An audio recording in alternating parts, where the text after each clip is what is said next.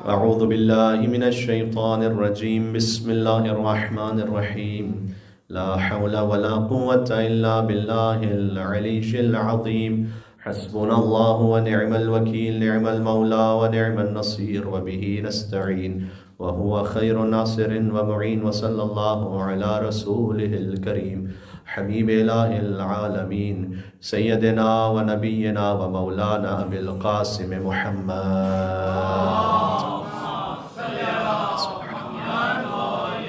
وعلى آله الطيبين الطاهرين المعصومين المظلومين سيما بقية الله في الأرضين الذين أذهب الله عنهم الرجس وطهرهم تطهيرا. اللهم صل على محمد رحمة الله على محبيهم واللعنة الدائمة على أعدائهم أجمعين. دعائے توسل کا حصہ کہ جو امام علی نقی علیہ السلام سے مخصوص ہے وہ سب اپنی اپنی حاجات کے لیے پڑھیں. بسم اللہ الرحمن الرحیم. یا ابا الحسن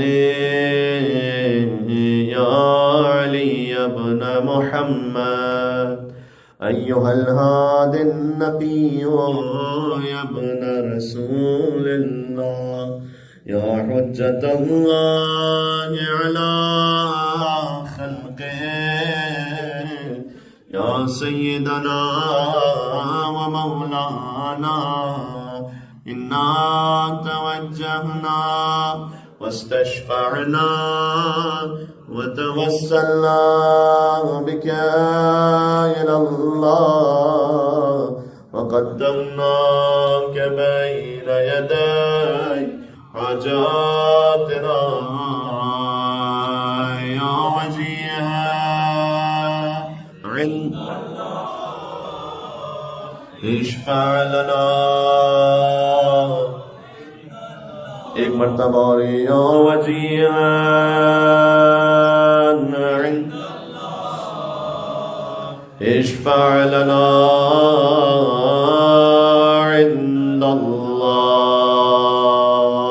نعرہ صلوات. اللہم صل علی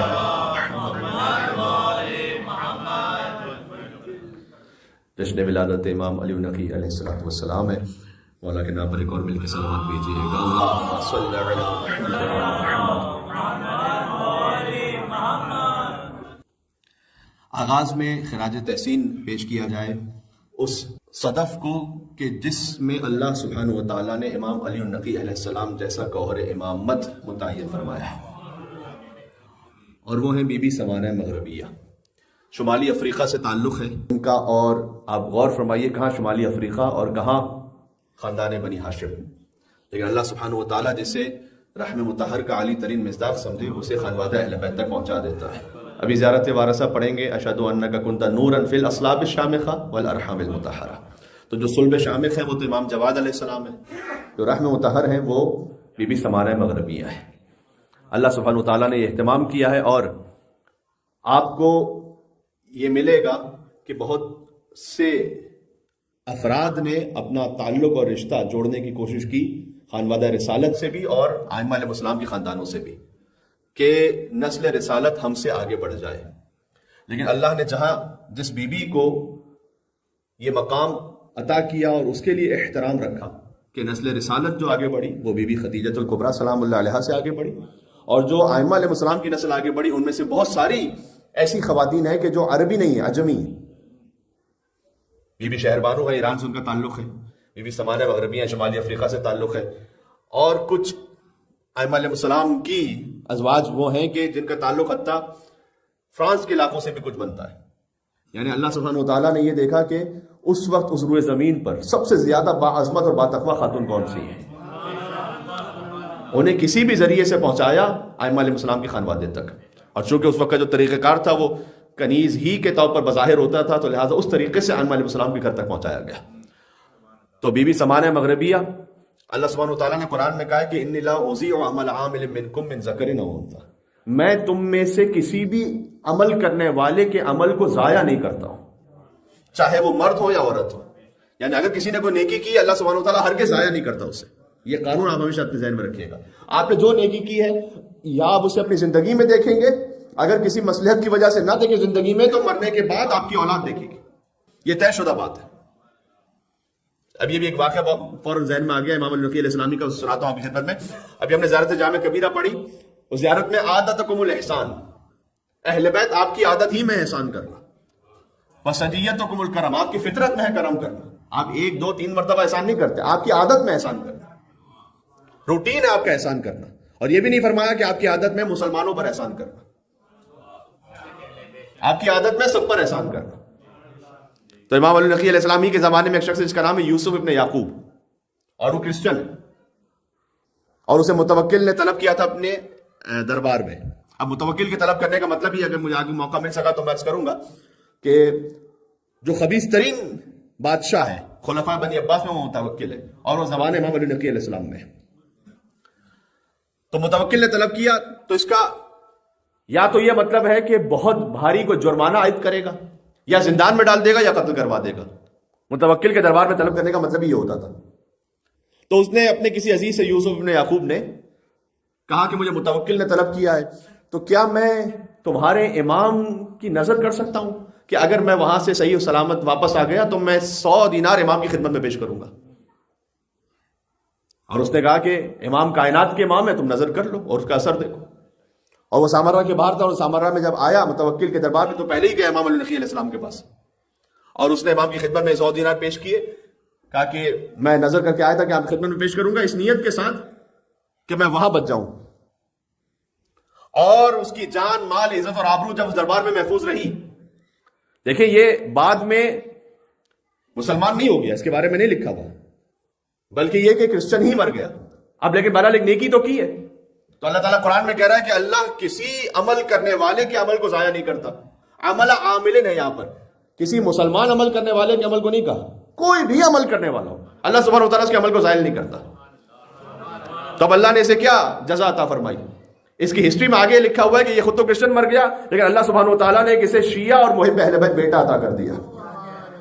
اب اس کی جو نسل تھی وہ محبان اہل بیت میں چلی آگے. اب اور ہمارے نسلوں میں ایمان اور اعتقاد اور عبادات اور اطاعت کا سلسلہ چلتا رہے, اس کے لیے آپ کی جو نیکیاں ہیں وہ بھی آپ کی اولادوں میں اللہ سبحانہ و تعالیٰ کہیں نہ کہیں منعکس کر دے گا. اس لیے اپنے کسی بھی عمل کو یہ نہ سمجھے کہ ضائع ہو گیا, یعنی نیکی کی تو کوئی فائدہ نہیں ہوا. ویسے ہی آج کل ایک زمانہ ہوتا کہ نیکی کر دریا میں ڈال, اور آج کل جو محاورہ ہے وہ نیکی کر انسٹاگرام پہ ڈال. لیکن آپ فرض کیجئے کسی آپ نے کوئی ایسی نیکی کی ہے کہ جو کسی نے نہیں دیکھی, یا آپ نے ایک ایسی نیکی کی کہ آپ سمجھ رہے تھے کہ اس کا کوئی اثر ہوگا. مثلا آپ نے کسی سے خوش اخلاقی سے بات کی, کسی کے ساتھ آپ کا تعلق ٹھیک نہیں تھا, آپ نے اسے پہلے سلام کیا کہ چلو میں اپنے نفس کو قربان کر کے میں اپنی انا کو ختم کرتا ہوں, میں جا خود سلام کرتا ہوں. اس نے پھر بھی آپ کو صحیح رسپانس نہیں کیا. ایسا ہوتا کبھی؟ تو آپ کہیں یار تو میرا ضائع ہو گیا سلام کرنا, کیا فائدہ ہوا, میں خود آگے بڑھ کر گیا. ضائع نہیں ہوا, کوئی ضائع نہیں ہوا. انی لا اضیع عمل عامل منکم من ذکر او انثی, چاہے مرد ہو یا عورت ہو, اللہ کسی کے عمل کو ضائع کرتے ہی نہیں. یا آپ اپنے رزق میں اسے دیکھیں گے, یا اپنے کچھ معنوی کمالات میں اسے دیکھیں گے, اور آپ میں دیکھیں گے, اور ہو سکتا ہے آپ کی نسلوں میں بھی دیکھیں. اللہ سبحانہ و تعالیٰ جانتا ہے. تو عرض کرنے کا مقصد ہے کہ بی بی سمانہ مغربیہ کو اللہ سبحانہ و تعالیٰ نے شمالی افریقہ سے پہنچایا امام جواد علیہ السلام کے گھر میں, اور لکھا ہوا ہے تاریخ میں کہ ان سے زیادہ با تقوی اور با فضیلت خاتون اس وقت موجود نہیں تھی. تو اللہ سبحانہ و تعالیٰ نے انہیں بھی تو جزا عطا کی نا, انہیں جزا یہ عطا کی کہ ایک امام کی زوجیت کا اور دوسرے امام کی مادریت کا شرف عطا کیا. یہ خاتون عجمی خاتون. اچھا اس وقت رسول اللہ کے زمانے میں تانا دیتے تھے لوگ حضور مکرم کو ابتر کا, تو حضور نے حضرت خدیجہ کے ذریعے سے وہ کوثر عطا فرمائی جن کی نسل قیامت تک جاری رہے گی. امام علی نقی علیہ السلام ہی کے بھائیوں میں ایک ہے موسیٰ مبرکہ, جن سے سارے رضوی سادات ہیں. یہ بارہا جشن میں اور مجالس میں بات ہو چکی ہے کہ امام علی رضا علیہ السلام کی تو ایک ہی اولاد تھی, امام محمد تقی علیہ السلام. تو امام محمد تقی علیہ السلام کی جو اولادیں ہیں ان میں امام علی نقی علیہ السلام ہے, حضرت موسیٰ مبرکہ ہے. ویسے موسیٰ مبرکہ کیوں کہا جاتا تھا؟ اس لیے کہ ان کے چہرے سے اتنا نور برآمد ہوتا تھا اور اتنے وجیح تھے یہ کہ جہاں کہیں سے گزرتے تھے تو لوگ اپنے کام کاج کاروبار چھوڑ کر ان کے چہرے کی زیارت کرنے کے لیے کھڑے ہو جاتے تھے. لہذا اپنے چہرے پہ معمول برقع رکھتے تھے, یعنی اتنے زیادہ وجیح اور نورانی تھے. اب آپ سوچئے کہ جو 14 معصومین کی فہرست میں نہ بھی ہوں ان کا یہ مقام ہے، تو جو فخر انبیاء و امام علی نقی علیہ السلام ان کی نورانیت کا عالم کیا ہوگا؟ بات واضح ہو رہی ہے؟ یا علی میرے ساتھ تسلسل میں رہیے گا. بات شروع ہوئی امام علی نقی علیہ السلام کی والدہ گرامی سے، کیونکہ جشن ولادت ہے ان کا.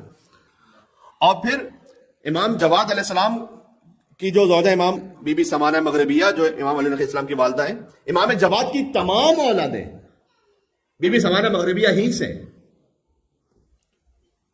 ان میں پھر فاطمہ بنت محمد تقی علیہ السلام، خدیجہ بنت محمد تقی علیہ السلام، زینب بنت محمد تقی علیہ السلام، ام کلثوم بنت محمد تقی علیہ السلام، امامہ بنت محمد تقی علیہ السلام، یہ سب امام کی بیٹیاں ہیں جو بی بی سمانہ مغربیہ ہی سے.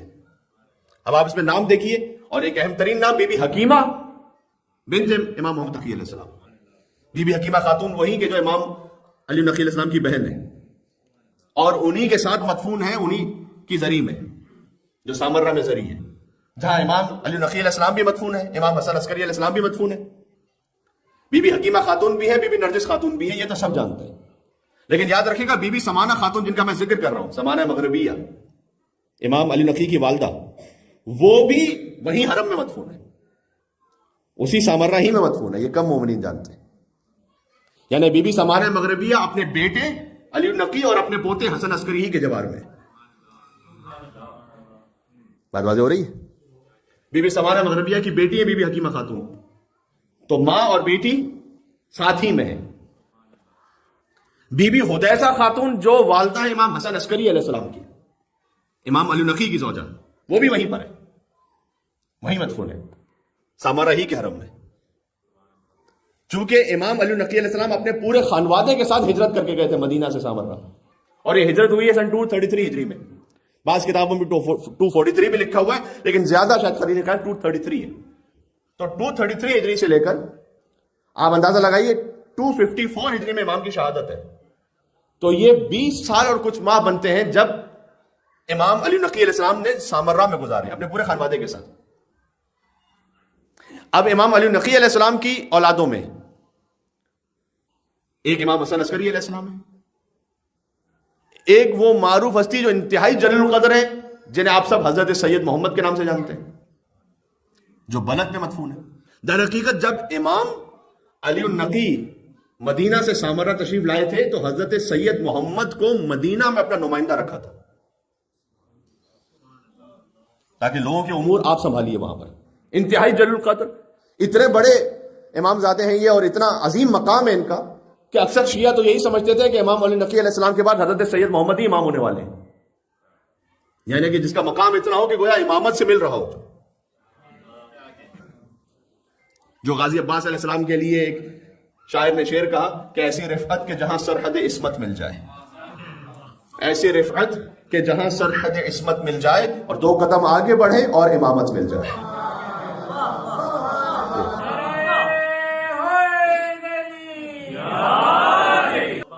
تو آپ اس پورے خانوادے میں دیکھیں، حضرت سید محمد وہ شبیہ ہیں غازی ابوالفضل عباس علیہ السلام کی.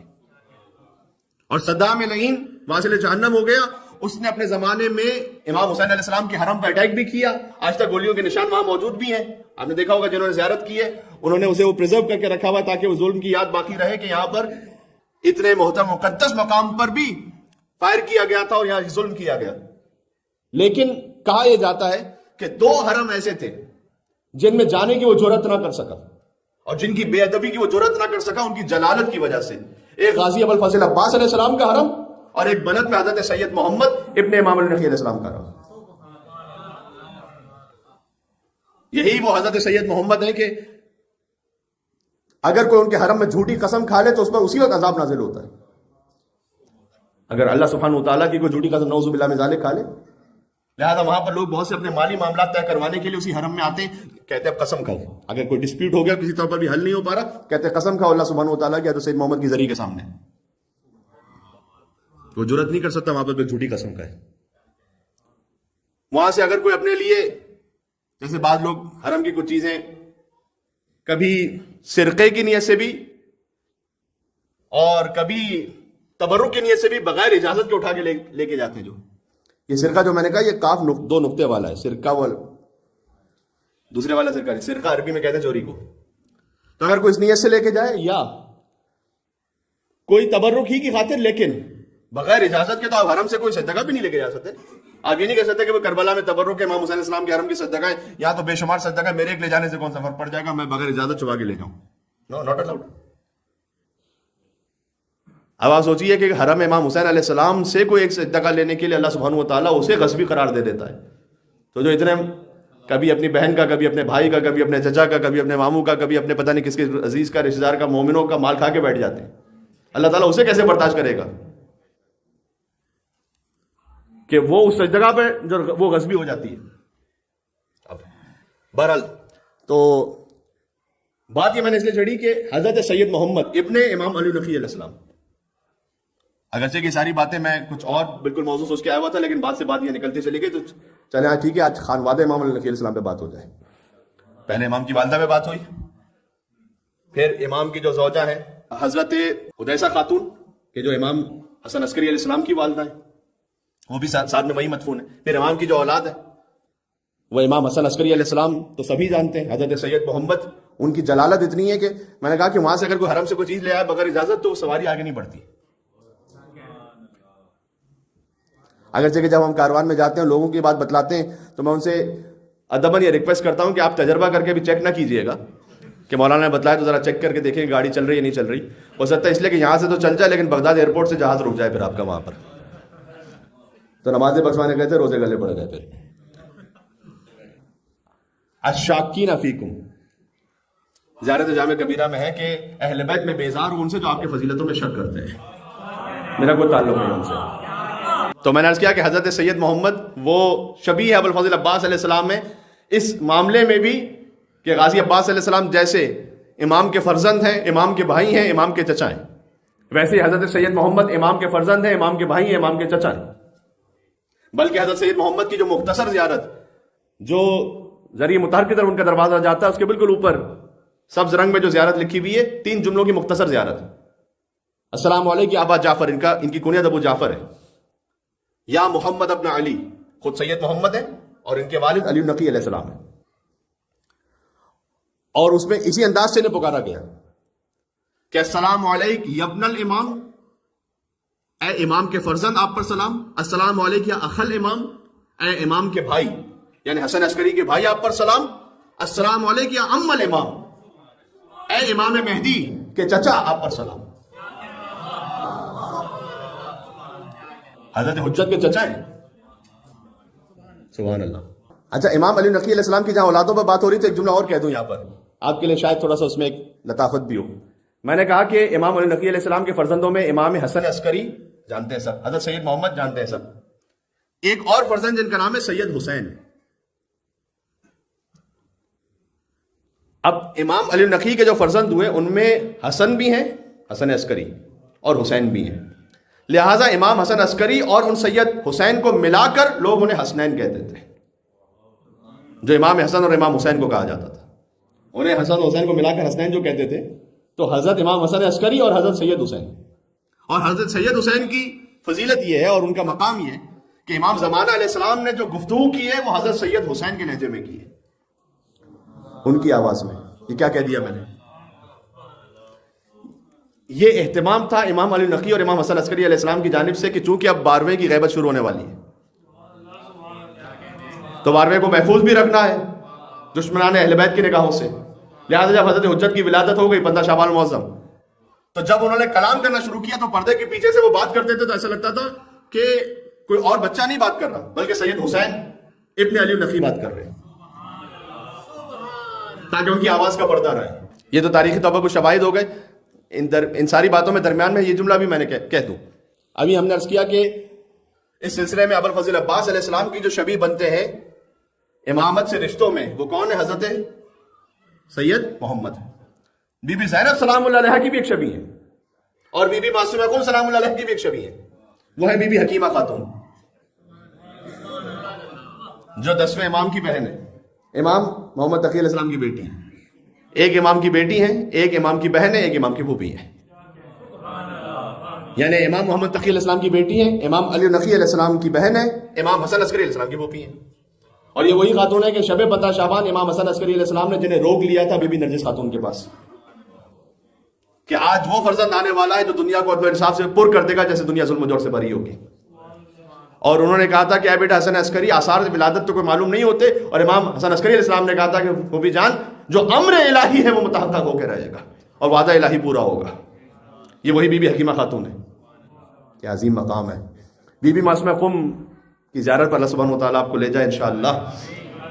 بی بی معصومہ قم کی جو زیارت ہے نا، السلام علی آدم صفوت اللہ، السلام علی نوح نبی اللہ، السلام علی ابراہیم خلیل اللہ، یہاں سے زیارت شروع ہوتی ہے. اور جب بی بی پر سلام آتا ہے تو السلام علیکی یا بنت ولی اللہ، السلام علیکی یا اخت ولی اللہ، السلام علیکی یا عمت ولی اللہ. بے نہیں جو بی بی معصومہ قم کی زیارت ہے وہ بے نہیں بی بی حکیمہ خاتون کی زیارت ہے. کوئی فرق نہیں، بالکل لفظ بلفظ، بالکل لفظ بلفظ. صرف جہاں جب بی بی کا نام آتا ہے یا فاطمہ اشفعی لی فی الجنہ، اے فاطمہ معصومہ قم آپ جنت میں ہماری شفاعت فرمائیے گا، اور یہاں یا حکیمہ اشفعی لی فی الجنہ، بس اے حکیمہ خاتون آپ ہماری شفاعت فرمائیے گا. 14 معصومین تو چھوڑ دیجیے، ان کے گھر کی جو مستورات ہیں وہ سارے عالم کی شفاعت کرتے ہیں. یہ خانواد امام علی نقی علیہ السلام واضح ہو گیا. اگر امام علی نقی علیہ السلام کی زندگی میں ویسے دیکھیے کہ جب منصب امامت شروع ہوا تو 8 برس کا سن. اب اس وقت ایک گراؤنڈ تھا کہ جو بنا چکے تھے امام محمد تقی علیہ السلام. 8 برس کا بچہ کیسے امت کا امام بن جائے، اس وقت لوگوں کو تعجب نہیں ہو رہا، اتنا زیادہ مسئلہ درپیش نہیں آیا، اس لیے کہ امام تقی علیہ السلام 8 برس کے سن میں منصب امامت پر فائز ہو کر ایک ہی نشست میں 30,000 سوال کے جواب دے چکے ہیں. تو لوگ جانتے ہیں کہ یہاں آ کر نہیں پڑھتے، وہاں سے پڑھ کر آیا کرتے.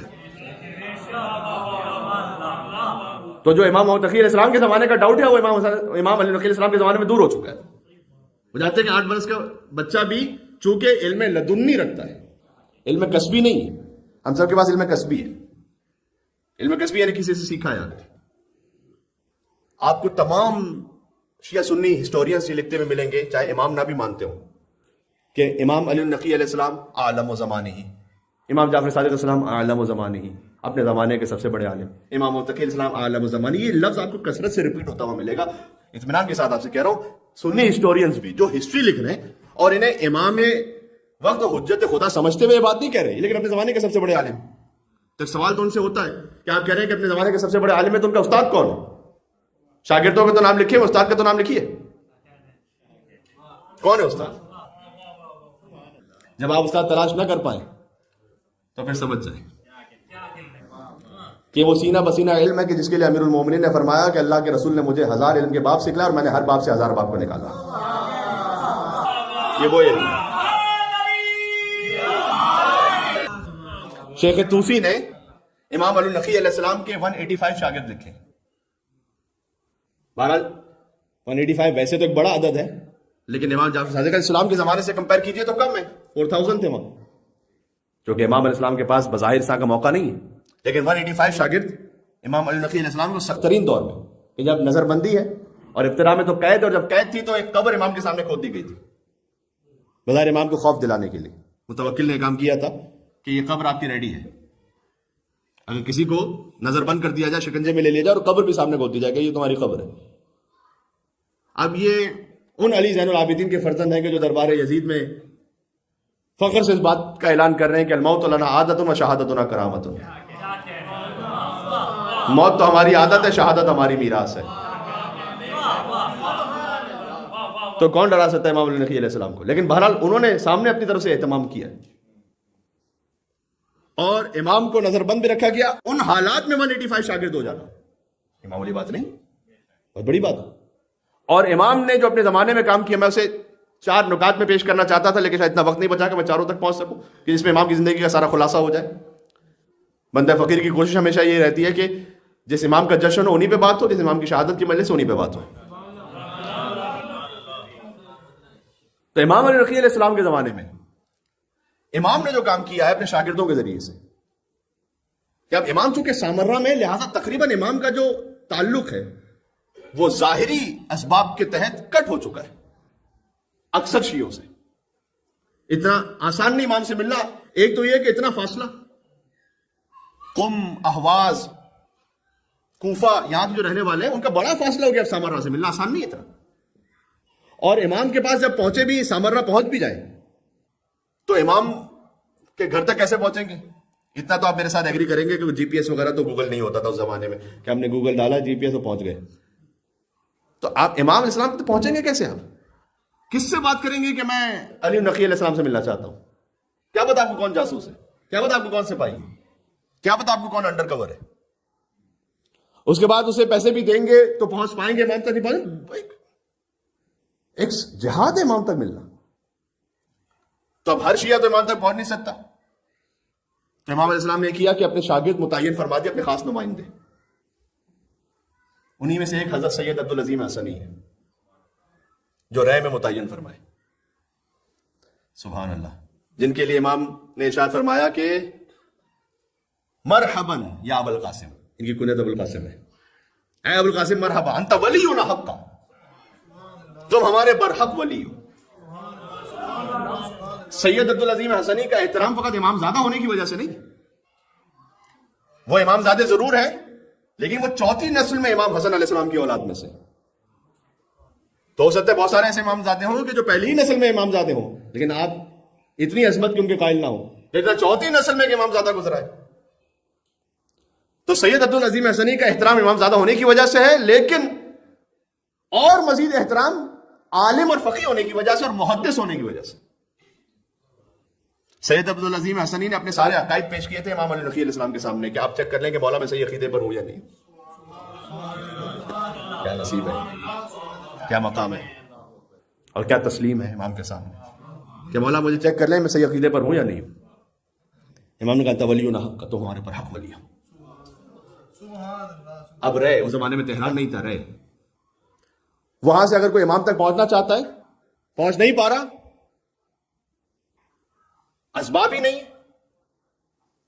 کوئی وہاں سے فرض کیجئے کہ اکثر تو نکل ہی نہیں پاتے تھے وہاں سے, اب کیا کریں؟ وہ امام سے تعلق ان کا قطع ہو گیا کیا؟ نہ, امام نے اہتمام کیا. امام نے کہا جو پوچھنا چاہتے ہو سید عبدالعظیم حسنی سے پوچھ لو. سمجھ لیجیے کہ تقلید کی ایک چھوٹی شکل تھی اس زمانے میں. بھائی جو غیر معصوم ہے, بہرحال وہ امام تو نہیں ہے نا, پھر بھی امام بھیجتے تھے ان کی طرف کہ یہ تمہیں حکم شرعی بیان کریں گے. اس طریقے سے قم میں ابراہیم بن ہاشم قمی, علی بن ابراہیم قمی, محمد ابن عیسیٰ اشعری قمی, احمد بن اسحاق قمی ہے. قم میں 7-8 نمائندے امام کے. علی بن ابراہیم قمی کیا مقام ہے, 15 کتابیں لکھی ہیں, تفسیر لکھی ہے, 7,000 حدیثیں اس بندے خدا اور ان کے والد سے ہیں کتاب الکافی میں. راوی ہیں یہ سب شاگرد امام علی نقی علیہ السلام ہیں. سمجھ رہے ہیں عظمت؟ احواز میں علی بن مہزیار ہیں, نیشاپور میں فضل ابن شاذان ہیں, ابراہیم بن عبدو ہیں. اب ایک سلسلہ ہے پورا. یہ سب امام نے اپنے نمائندے متعین فرمائے ہوئے, ان سے پوچھو جا کے. اور کچھ نمائندے ایسے تھے کہ جن کی طرف امام نے اتنا ارجاء دیا, یعنی اتنی ان کی تاکید فرمائی, لوگوں کی دلوں میں شک نہ آنے پائے. تو بس سید عبدالعظیم حسنی کے لیے کہہ دیا کہ ایک تو یہ بھی فرمایا تم ہمارے برحق ولی ہو, اور پھر جب انتقال بھی ہو گیا تو فرمایا کہ جو سید عبدالعظیم حسنی کی زیارت کرے وہ ویسا ہی جیسے میرے جد ابا عبداللہ حسین کی زیارت کر رہا ہے. آخری ایک نقطہ بات ختم کرنے لگا ہوں, وہ چاروں پوائنٹس پیش کرنے کے لیے پھر انشاءاللہ کبھی اور صحیح توفیق رہی تو. امام ہی کا زمانہ ہے کہ جب شدت سے حملہ ہے عظمت مولا کائنات پر, خاص طور پر متوکل کے زمانے میں. اہل بیت علیہ السلام کی عظمت پر نعوذ باللہ من ذالک کچھ باتیں تو ایسی ہیں میں ممبر سے کہہ نہیں سکتا. جس انداز سے مذاق اڑایا جا رہا ہے, حتیٰ بی بی فاطمہ سلام اللہ علیہا کے حوالے سے کچھ واقعات ایسے ہیں, بس میں نے اشارہ دے دیا, میں پڑھوں گا نہیں یہاں سے. نعوذ باللہ من ذالک اہل بیت کی اہانت کرو, توہین کرو, مولا کائنات کی عظمتوں پہ شک پیدا کرو. یہ حتیٰ منصور دوانکی کے دور میں بھی اتنا نہیں ہے, لیکن ایک ظلم ہونا ایک الگ بات ہوتی ہے. ایک مرتبہ ہوتا ہے کہ اہل بیت کے مقام اور عظمت پر توہین کی جائے, ان کے علمی مقام پہ شک کیا جائے. ظلم ہونے کا مطلب یہ ہے کہ سید زادے شہید ہو گئے, ذبح ہو گئے, دیواروں میں چنوا دیا گیا, یہ ایک ظلم ایک الگ طرح کا ہے, وہ ہے منصور دوانکی کے دور میں. لیکن یہ والا ظلم جو متوکل کے زمانے کا ہے اس میں وہ بھی شامل ہے, لیکن یہ بھی شامل ہے. اس لیے اخبث الخبیث ہے متوکل. اچھا، خود متوکل کی کمر پہ ایک ایسا زخم ہو گیا تھا کہ الٹا سے لیٹتا تھا، اٹھ بھی نہیں پاتا تھا. متوکل کی ماں نے نظر کی تھی کہ میں امام علی نقی کو 1000 دینار دوں گی، ان کی خدمت میں پیش کروں گی تاکہ میرا بیٹا متوکل ٹھیک ہو جائے. عادتکم الاحسان.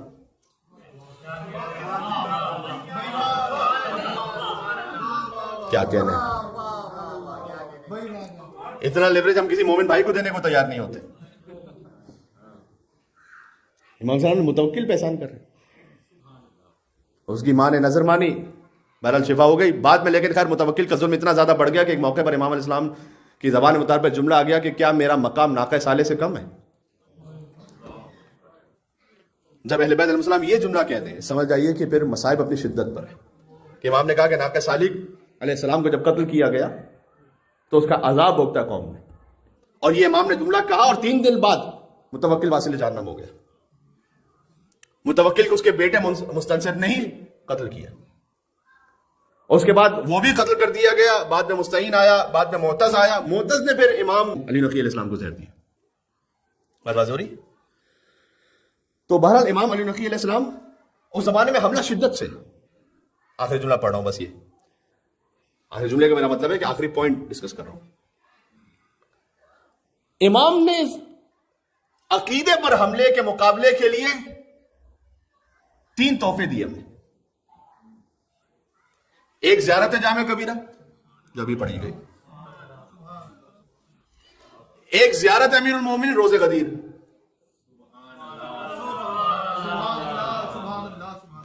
اور ایک زیارت مطلقہ امیر المومنین جو مفاتی کی ترتیب میں زیارت نمبر 5 ہے.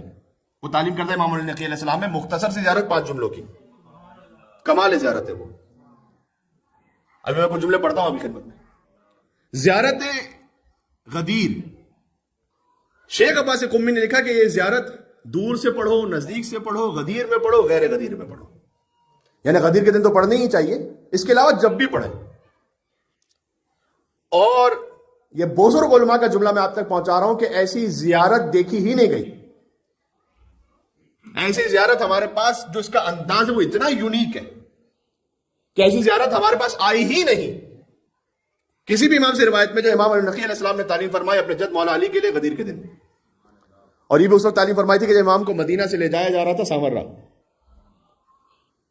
اب امام علیہ السلام جو یہ ساری زیارتیں ارشاد فرما رہے ہیں یہ اپنوں کے درمیان تھوڑی پڑھ رہے ہیں، دشمنوں کے درمیان پڑھ رہے ہیں. لیکن امام اس وقت چونکہ مولا علی علیہ السلام کی عظمت پر حملہ ہو رہا ہے، امام کہہ رہے ہیں السلام علیکم یا اول مظلوم، اے کائنات کے سب سے پہلے مظلوم علی آپ پر سلام، سب سے بڑے مظلوم پر. امام نے مظلوم کا لفظ کہہ کے سمجھایا کہ علی پر کوئی ظلم ہوا ہے. السلام علیکم اول من غصب حقہ، اس پر سلام کے سب سے پہلے جس کا حق غصب کیا گیا. آپ کو زیارت کے مختلف انداز نظر آ رہا ہے. یہ زیارت پنجم ہے جو زیارت مطلقہ ہے مولا کائنات میں سے. اور جو زیارت غدیریہ ہیں وہ تو وہ زیارت ہے، سمجھیے اس زیارت کو اگر آپ ایک عنوان دینا چاہیں تو فضائل امام علی بزبان امام علی النقی بذریعہ آیات قرآنی. میں نے جو کاؤنٹ کیا اس زیارت میں 37 آیتوں کو امام علی نقی علیہ السلام نے پڑھا ہے شان امیر المومنین میں. آپ کو ایسی کوئی زیارت نہیں ملے گی. اور 37 آیتیں یہ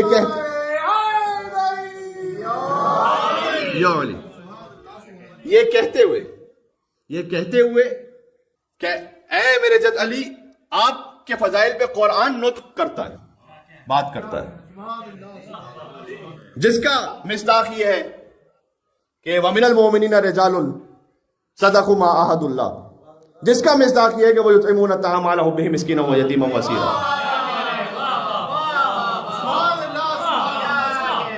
جس کا مصداق یہ ہے کہ وَمِنَ النَّاسِ مَن يَشْرِي نَفْسَهُ ابْتِغَاءَ مَرْضَاتِ اللَّهِ وَاللَّهُ رَءُوفٌ بِالْعِبَادِ.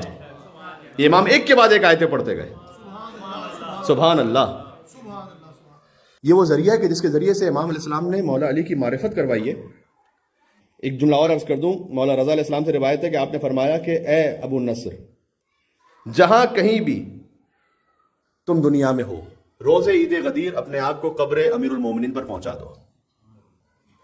کیوں؟ خداوند عالم اس روز مومن اور مومنہ کے 60 سال کے گناہوں کو بخش دیتا ہے، اب جملہ سنیے گا آگے، آتش جہنم سے آزاد کرتا ہے اس سے ڈبل، 2 برابر لوگوں کو جتنا اس نے ماہ رمضان، شب قدر اور شب عید الفطر آزاد کی ایک غدیر کے دن۔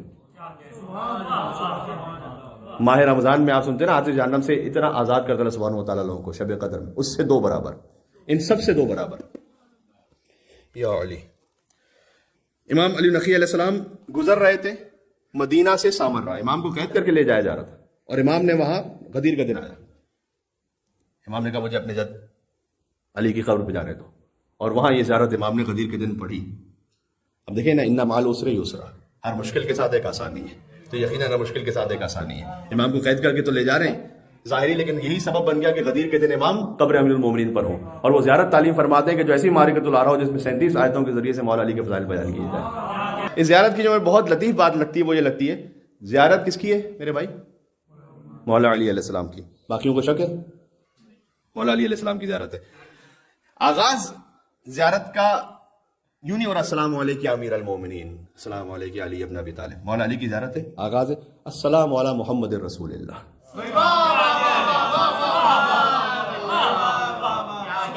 سبحان اللہ جی۔ اس پہلے فقرے سے امام علی نقی علیہ السلام نے سمجھایا ہے کہ جو میں علی کے بارے میں کہہ رہا ہوں یہ محمد کا تسلسل ہے۔ امام علی نقی علیہ السلام نے اس پہلے فقرے سے سمجھایا ہے کہ میں کسی خلیفۃ المسلمین کی زیارت نہیں پڑھ رہا، میں امام المتقین کی زیارت پڑھ رہا ہوں، اگرچہ کہ علی ہی ہے خلیفۃ المسلمین، اللہ سبحانہ و تعالیٰ کے متعین کردہ، لیکن یہ فقرہ کہہ چکا ہوں پہلے ایک زمانے میں کہ علی خلیفہ ہے مسلمین کے، امیر ہے مومنین کے، امام ہے متقین کے۔ ابھی مجھے دیکھنا ہے میں کس کیٹیگری میں ہوں۔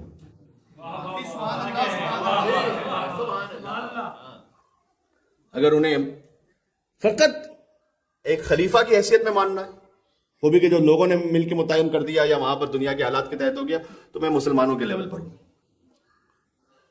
اگر انہیں امیر ماننا ہے، وہ امیر جو اللہ نے متعین کیا، تو پھر مومن ہونا پڑے گا۔ انہیں امام ماننا ہے تو پھر متقی ہونا پڑے گا، کیونکہ وہ امام المتقین ہے۔ السلام علی محمد رسول اللہ خاتم النبیین و سید المرسلین و صفوت رب العالمین، یہ پورا امام اسلام نے آغاز کیا رسول اللہ صلی اللہ علیہ وسلم کے فضائل سے۔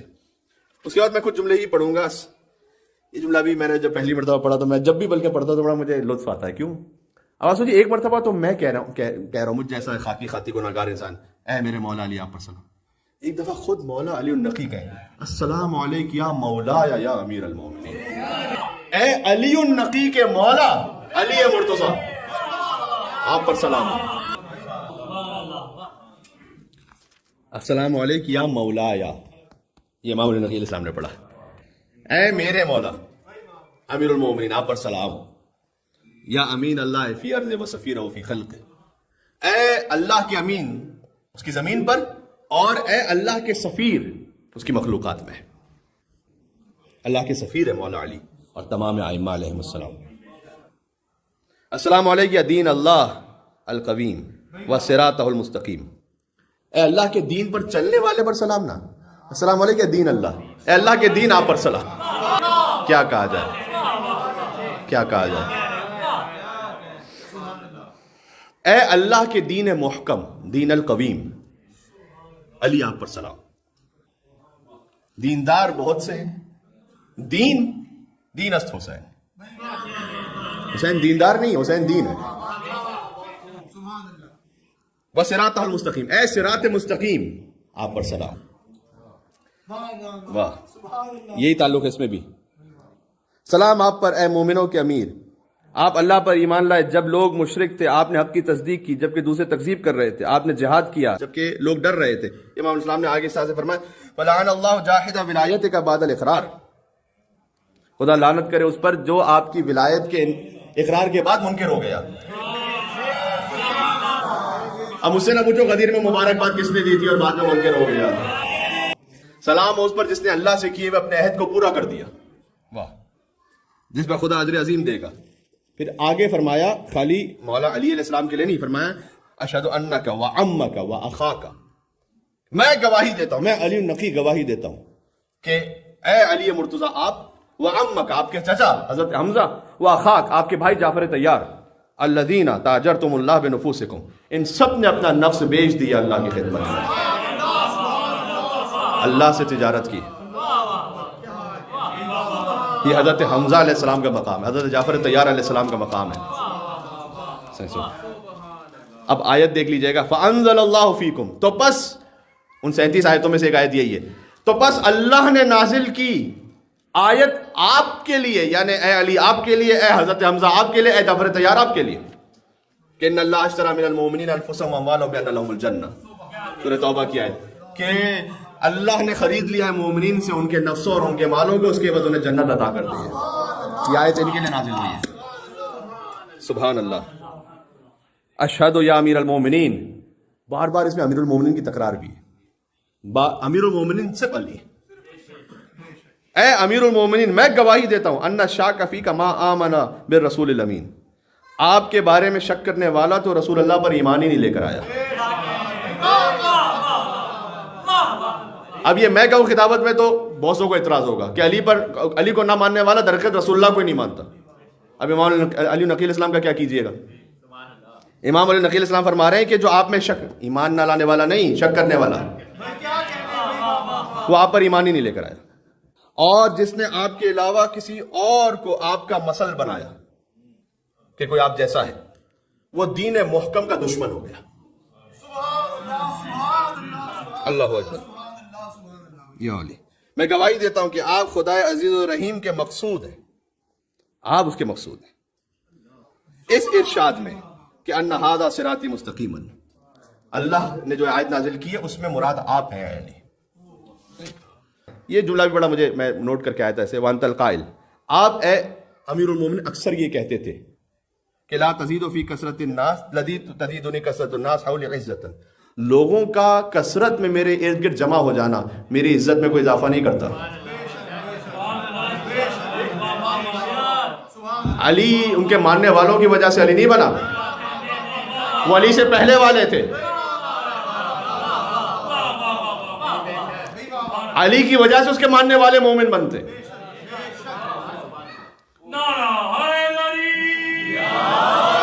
وَلَا تَفَرُّقُهُمْ عَنِّي وَحْشَةً، اور مولا نے کہا تم سب کا مجھ سے دور چلا جانا وہ میری وحشت میں کوئی اضافہ نہیں کرتا، کوئی وحشت۔ سبحان اللہ۔ آگے یہ زیارت ہی کا جملہ ترجمہ پڑھ رہا ہوں، اگر سب لوگ مجھے چھوڑ کر چلے جائیں تب بھی میں نالا نہیں ہوں گا، افسوس نہیں کروں گا۔ اگر علی افسوس کریں بھی تو ان کی بدبختی پر ہے، اس لیے نہیں کہ مجھے کیوں چھوڑ کے چلے گئے، جو حق پر ہوتا ہے وہ ایسے ہی ہوتا ہے۔ سبحان اللہ۔ میں سچی قسم کھا کر کہتا ہوں، امام علی نقی علیہ السلام کہہ رہے ہیں، یعنی واقعی کیا انداز ہے امام کا، کیونکہ مولا علی علیہ السلام کی قبر پر ہے نا، میں خداوند متعالی سچی قسم کھا کر کہتا ہوں، یہ میں ویسے جملہ پڑھنے بڑا عجیب ہے لیکن امام نقی علیہ السلام نے فرمایا، اقسم باللہ قسم صدق، کہ محمد اور ان کی آل صلوات اللہ علیہم مخلوق کے سردار ہیں، سب مخلوقات کی، امام قسم کھا کے کہہ رہے ہیں۔ اور آپ وَأَنَّكَ مولایا و مولا المومنین، اگر کسی کو شک تھا تو اب یہاں پہ دور ہو جائے گا کہ امام نے وہ جنیرک بات نہیں کی تھی، وَأَنَّكَ اے علی آپ مولایا، آپ میرے مولا ہیں، اسپیسیفک ہے میرے لیے، امام نقی اپنے لیے کہہ رہے ہیں، اے علی آپ میرے مولا ہیں، و مولا المومنین، اور سارے مومنین کے بھی مولا ہیں، وَأَنَّكَ عبد اللہ، آپ اللہ کے بندے ہیں، اللہ کے ولی ہیں، رسول اللہ کے بھائی ہیں، رسول اللہ کے وصی ہیں، ان کے وارث ہیں۔ سبحان اللہ۔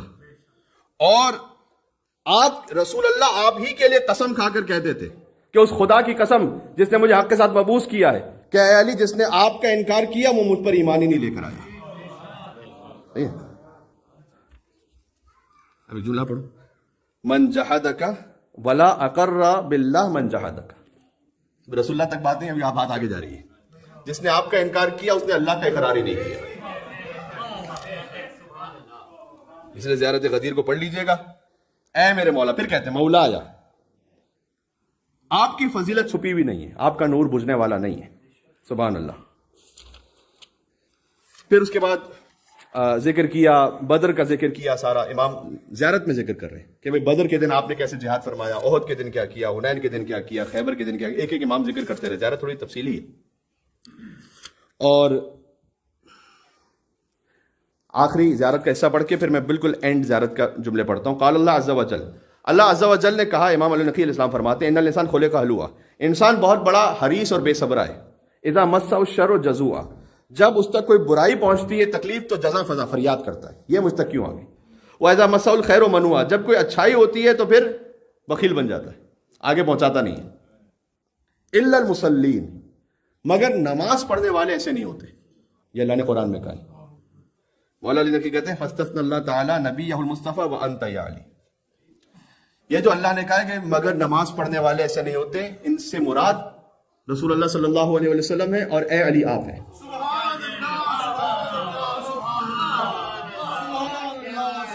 کیا بات ہے، عجب زیارت ہے خدا کی قسم، سبحان اللہ۔ اس کے بعد امام نے فرمایا کہ اللہ کا درود و سلام آپ پر، صبح بھی شام بھی، آغاز میں انجام میں، حرکت میں سکون میں۔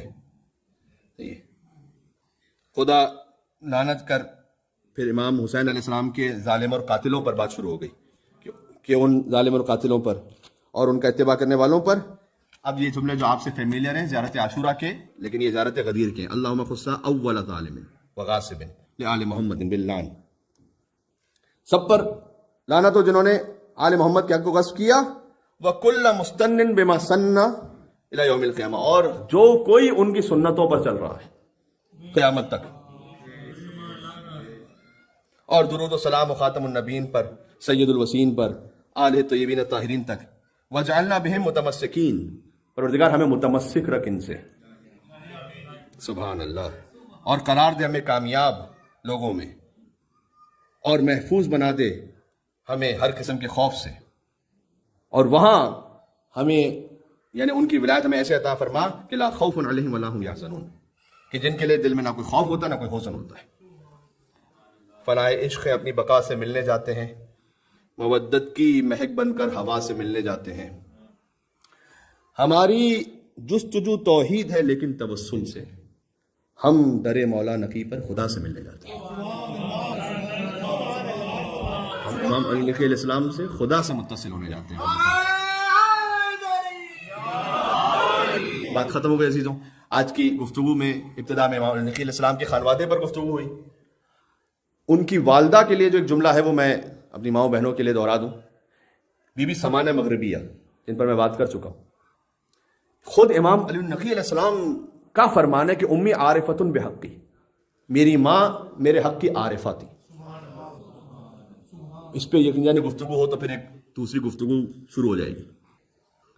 امام رضا علیہ السلام کی زیارت میں ہے، جو زیارت کو کرے گا اس ثواب ملے گا، کون؟ ہر ایک نہیں، عارفن بحق کے، جو ان کے حق کو پہچانتے ہوئے زیارت کرے۔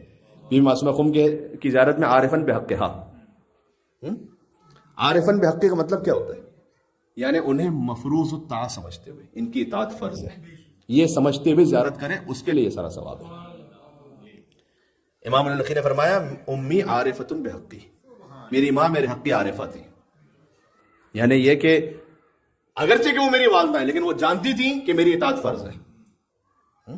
اس کے بعد فرمایا کہ لا یقربہ شیطان مارد، وہ اس مقام پر تھی کہ من اہل الجنہ، اہل جنت میں سے ایسی تھی کہ کوئی شیطان ان کے قریب پہنچ ہی نہیں سکتا تھا۔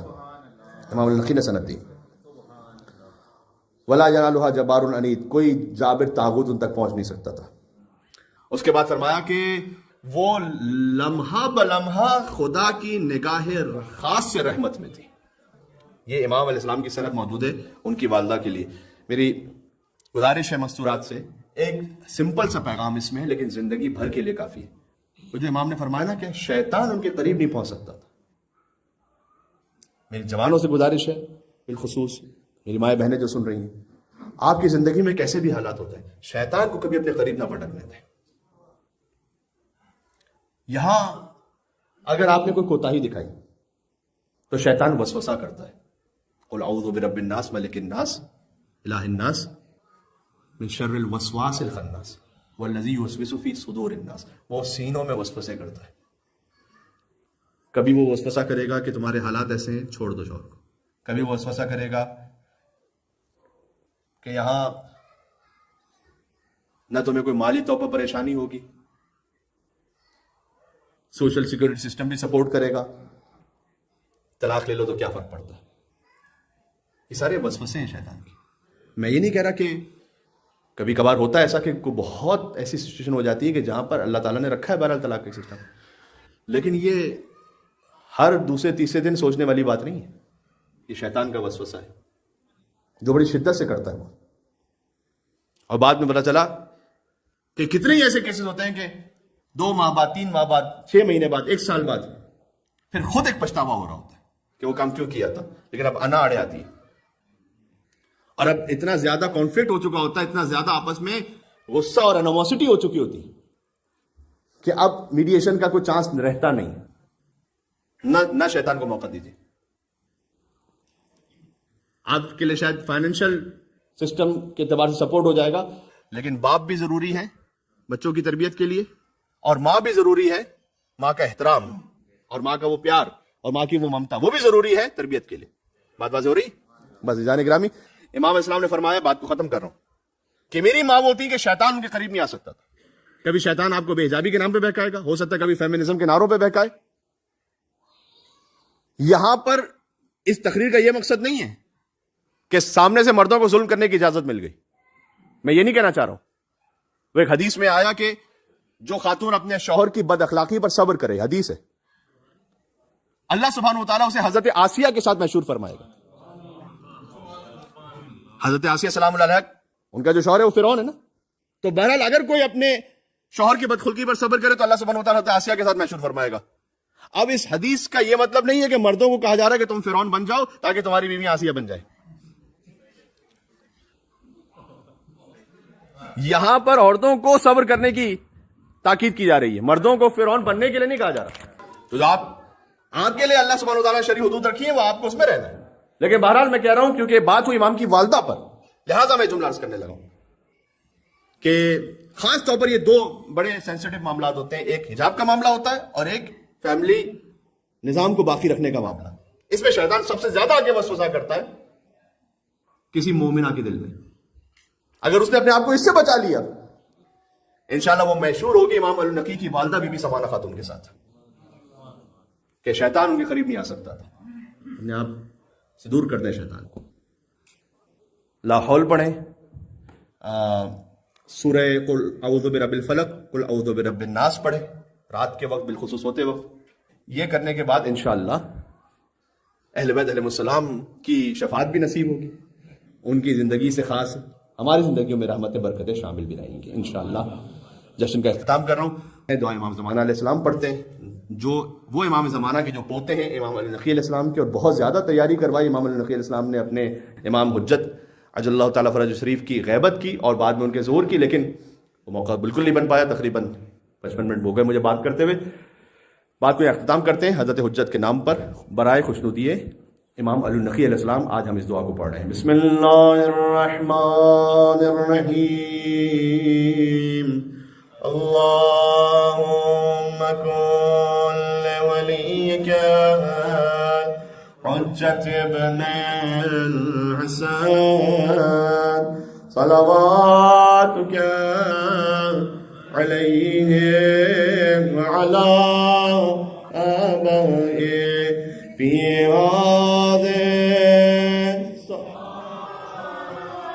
وفي كل ما شاء الله وليا وقائدا سب مل کے وہاں تک ودلیلا حتى نسكنه أرضك طوعا فيها طويلا